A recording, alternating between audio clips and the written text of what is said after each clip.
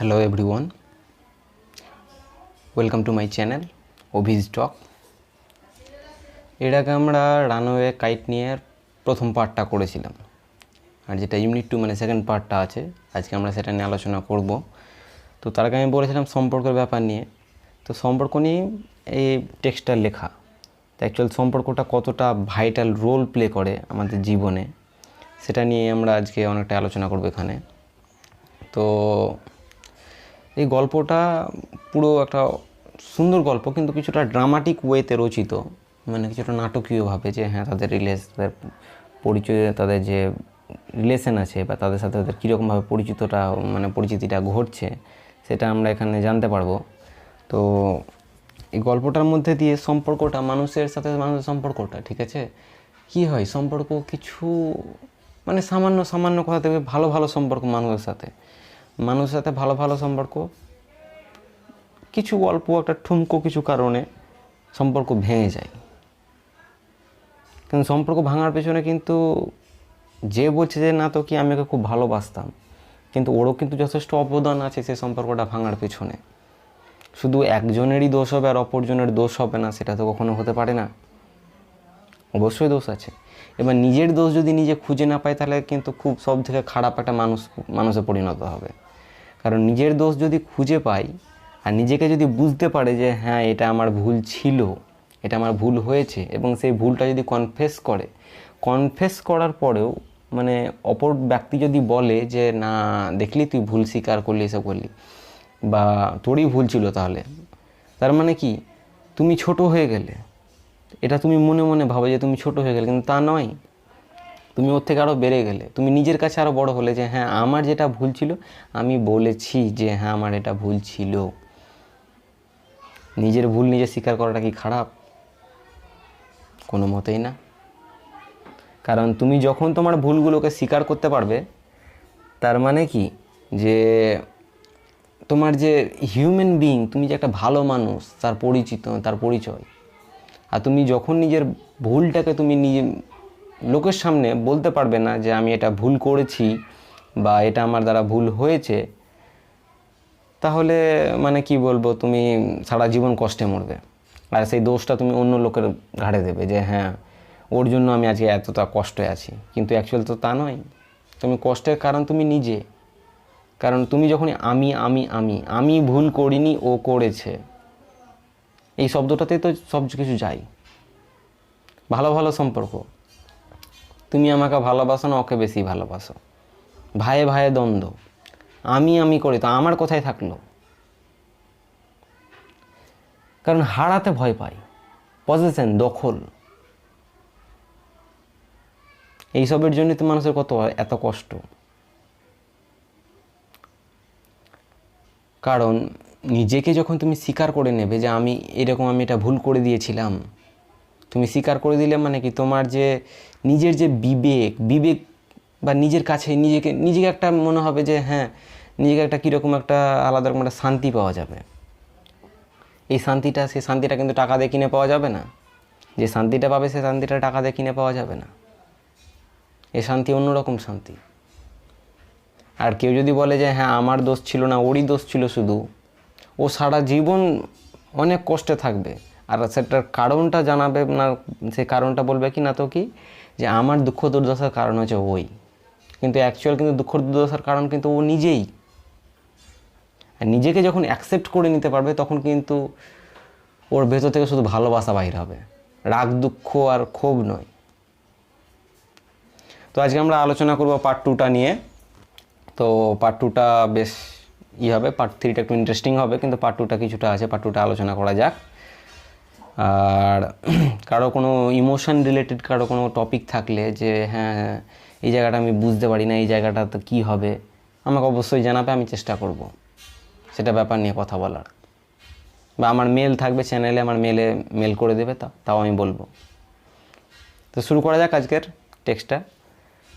It is always lovely on the big half moon in summer. না তো big half moon যে island আছে সেখানে বসন্তে মানে গ্রীষ্মে সেটা খুব সুন্দর হয় গ্রীষ্মের সময়। When it is fine the harbour is blue and calm. না তো শীতের সময় কি হচ্ছিল, বন্দরটা পুরো বরফে ঢাকা থাকছিল, কিন্তু এখন যেহেতু গ্রীষ্মকাল তাই বন্দরটা পুরো নীল এবং পুরো সুন্দর হয়ে আছে। With the little wind ripples. না তো অ্যান্ড রিপলস মানে কি, সে সময় কি হয়, গ্রীষ্মের সময় সুন্দর সুন্দর বাতাস বয়, মৃদু মৃদু বাতাস বয়। আর রিপলস মানে হচ্ছে যে ঢেউ। যে ঢেউ কীরকম ঢেউ, দেখবে যে ধরো তুমি গঙ্গার ধারে বসে আছো, এবার গঙ্গার ধারে বসে থেকে দেখবে যে কোনো একটা সময় হঠাৎ যে নদীর যে ঢেউটা আছে সেটা খুব ছোট ছোট ঢেউ আসছে। তো যে যে ছোটো ছোটো ঢেউগুলো এসে কিনারাতে এসে লাগছে, একটা হালকা হালকা মৃদু মৃদু সুন্দর শব্দ আওয়াজ আসছে, সেটাকে বলছে রিপলস। তো সেরকম একটা সৌন্দর্য তৈরি হয় কখন, এরকম সৌন্দর্য তৈরি হয় একমাত্র গ্রীষ্মের সময়। এভরি সামার মানে প্রত্যেক গ্রীষ্মে উই হ্যাড সাম হবি। না তো কি প্রত্যেক গ্রীষ্মে আমাদের কিন্তু একটা হবি ছিল, মানে কি একটা খেলার ধরন ছিল, বা আমরা এটা নিয়ে খেলতাম বা এটা নিয়ে আমরা সময় কাটাতাম। হবি মানে কোনো কিছু একটা অ্যাক্টিভিটি বা কোনো কাজ যেটা নিয়ে সময় কাটানো। The last summer before Dick and Mimi came, বলছে এর আগের যে গ্রীষ্ম ছিল সেই গ্রীষ্মে যখন ডিক এবং মিমি যখন আসেনি, কোথায়, না তো কি তাদের বিগ হাফ মুন আইল্যান্ডে, we were crazy about kites. না তো কি আমরা ঘুড়ির ব্যাপারে খুব পাগল ছিলাম। We were crazy about kites মানে আমরা ঘুড়ির ব্যাপারে পুরো পাগল ছিলাম। A boy on the mainland showed ক্লাউডে হাউ টু মেক দেম। না তো মেনল্যান্ডে যে মূল খণ্ড ছিল বা মূল দ্বীপ ছিল, সে মূল দ্বীপে একটা ছেলে না তোকে ক্লাউডেকে শিখিয়েছিল যে ঘুড়ি কী করে বানাতে হয়। ব্যাক অন দ্য আইল্যান্ড আমরা যখন আমাদের দ্বীপে ফিরে এলাম, we made plenty of kites আমরা অনেকগুলো ঘুড়ি বানালাম। ক্লাউডে would go around to the other side of the island. ক্লাউডে কী করতো, তাদের যে দ্বীপ আছে সেই দ্বীপের এক কর্নারে যেত, অ্যান্ড উই উড প্লে, আর এক কর্নারে থাকতো কে, না তো ওর ভাই ফিলিপালেটি। তো না তো কি তারা থাকতো এক জায়গায়, তো এই একদিকে ওই একদিকে তারা কী খেলতো, শিপরেক্ট ম্যারিনার্স। না তো শিপরেক্ট ম্যারিনার্স মানে হচ্ছে যারা নাবিক থাকে, যারা জাহাজে না তো কি সমুদ্রের জাহাজে যারা কাজ করে তাদেরকে যা দক্ষ তাদেরকে ম্যারিনার্স বলা হয়। তো শিপরেক্ট মানে শিপরেক্ট কথাটা হচ্ছে না তো কি জাহাজ যদি ডুবে যায় জলে তাহলে সেটাকে শিপরেক্ট ম্যারিনার্স বলে। আর কোনো জাহাজ যদি জলে ডুবে যায় তারা কী করে, সিগন্যাল পাঠায়। তো সেই রকম তারা ক্লাউডে দ্বীপের এক প্রান্তে থাকতো আর এক প্রান্তে ফিলিপা থাকতো। তো তারা দুজনে না তো কি শিপরেক্ট ম্যারিনার্স বলে একটা গেম আছে সেটা খেলতো, এবং তারা একে অপরকে সিগন্যাল পাঠাতো কী দিয়ে, signalling to each other with kites. এবং ঘুড়ি দিয়ে তারা একে অপরকে সিগন্যাল পাঠাতো যে হ্যাঁ আমার জাহাজ ডুবে গেছে, সেই জন্য ঘুড়ি দিয়ে সে সিগন্যাল দিচ্ছে। ও বলছে না আমার জাহাজ ডুবে গেছে, তাই ও ঘুড়ি দিয়ে সিগন্যাল দিচ্ছে। এরকম তারা খেলাধুলা করতো। উই হ্যাড এ কাইট আমাদের একটা ঘুড়ি ছিল, that was big and covered with lovely red paper. বলছে আমাদের একটা ঘুড়ি ছিল যেটা ছিল বড়, এবং সেটা পুরো কী দিয়ে বানানো ছিল ঘুড়িটা, উইথ লাভলি রেড পেপার, না একটা সুন্দর একটা লাল কাগজ দিয়ে। We pasted gold tinsel stars all over it. Tinsel stars মানে দেখবে অনেক চকচকে না তো কি তারার মতন একটা পাওয়া যায় ডেকোরেশনের জন্য, সাজানোর জন্য, তারার মতো ছোটো ছোটো অংশ। তো সেই ছোটো ছোটো অংশগুলো না তো কি পুরো ঘুড়িটাতেই লাগানো ছিল। And had written our names full on it, এবং আমাদের পুরো নামটা ঘুড়ির ওপরে লেখা ছিল। কি কি নাম, ক্লাউডেলিটি অ্যান্ড ফিলিপালিটি। তো না তো কি তার দুজনের, এবার যে গল্পটা বলছে তাহলে তার নামটা কি, ফিলিপালিটি। যে গল্পটা বলছে তার নাম হচ্ছে ফিলিপালিটি। তো ক্লাউডেলিটি, ফিলিপালিটি, big half moon lighthouse, তাদের ঘুড়িতে এই তিনটে জিনিস লেখা ছিল, big half moon lighthouse, ক্লাউডেলিটি and ফিলিপালিটি।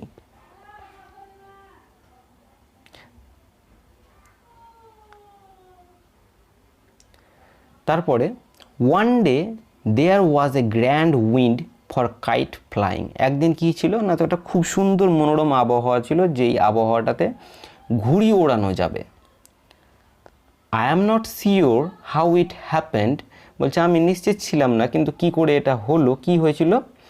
But as I was bringing the kite from the house, যখন আমি ঘুড়িটা নিয়ে আসছিলাম বাড়ি থেকে, আই ট্রিপড ট্রিপড মানে হচ্ছে না তো কি হাঁটতে হাঁটতে যদি কোনো একটা স্টেপ, কোনো একটা পদক্ষেপ তুমি যদি ভুল নিয়ে নাও, যে সিঁড়িতে ওঠার সময় কি হয়, অন্ধকারে কী হয় যে হ্যাঁ একটা সিঁড়ি কেউ জাম্প করে ফেললো, মানে কি you tripped a stepped, you tripped a step, না তুমি একটা পদক্ষেপ মিস করে ফেলেছো। তো সেই রকমই যখন ঘুড়িটা আনছিল কোথা থেকে, বাড়ি থেকে, he tripped, he missed a step, না তো কি সে একটা স্টেপ, একটা পদক্ষেপ ভুল করে ফেলেছে, and fell over the rocks, এবং না তো কি পাথরের ওপর পড়ে গেছিলো।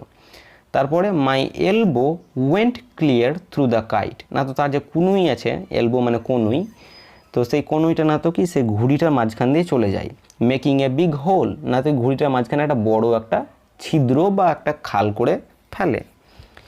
তারপরে কি করলো ওরা, উই হ্যাড টু হারি, আমরাকে খুব তাড়াতাড়ি করতে হয়েছিল, টু ফিক্স দ্য কাইট, না তো কি ঘুড়িটা ঠিক করার জন্য ওরাকে খুব তাড়াহুড়া করে করতে হয়েছিল। কেন, if we wanted to send it up before the wind fell, না তো ঘুড়িটাকে it up, send it up, it মানে এখানে ঘুড়িটা, না তো ঘুড়িটাকে ওপরে ওঠানোর জন্য বা ওড়ানোর জন্য তারাকে খুব তাড়াহুড়ো করতে হয়েছিল।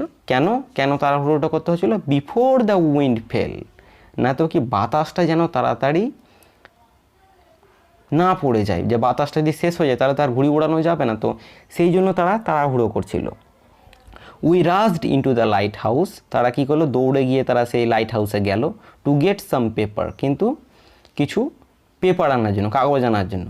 We knew there was no more red paper, বলছে আমরা জানতাম, উই নিউ মানে আমরা জানতাম, there was no more red paper, না তো কি কোনো লাল পেপার ছিল না।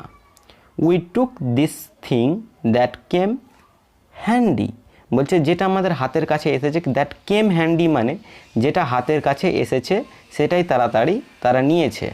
অ্যান্ড ওল্ড লেটার, না তো একটা পুরাতন চিঠি, lying on the bookcase in the sitting room, যেটা কোথায় আছে, না তো কি বইয়ের যে স্ল্যাব থাকে সে বুক কেসের ওপরে, সিটিং রুম তাদের যে বসার ঘর আছে সেই বসার ঘরের ওখানে সে চিঠিটা পেলো।